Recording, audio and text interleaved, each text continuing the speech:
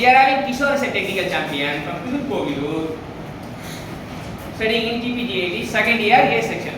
So இதுக்கு என்ன பார்க்க போறோம்? Kishore. Isentropic process with change in entropy பார்க்க போறோம். Isentropic process with change in entropy.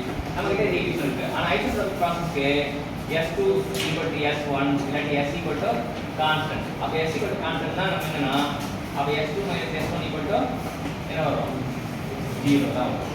So 0 னா நமக்கு இன்னொரு விஷயம் நமக்கு தெரியும். Isentropic process Cv ln of T2 by T1 equal to minus R ln of T2 by T1. இங்க பாத்தீங்கன்னா இங்க S2 equal to S1, S equal to constant, ds equal to 0 அப்ப போட்டோம்னா Cp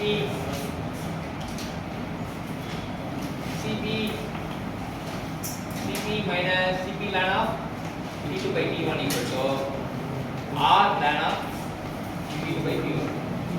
சரியா? இது இதோட நீ படிக்கலாம். ஏன்னா நம்ம சேஞ்ச் என்ட்ரோபி தானே. இது நான் சும்மா உங்களுக்கு நோட் போட்டு இத நோட் பண்ணிக்கோ. ஆனா இதோட முடிஞ்சு போய் பாடம். சரியா?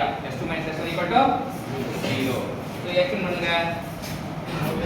About isentropic process. Isentropic process where X equal to constant. therefore S2 equal to S1, S2 minus S1 equal to 0. 0 அவ்வளவுதான். இங்க S2 minus S1 equal to Cp ln of T2 by T1 minus R ln of T2 by T1.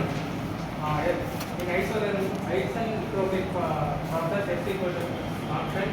Therefore S2 minus S1 equal to 0. அவ்வளவுதான். Thank you.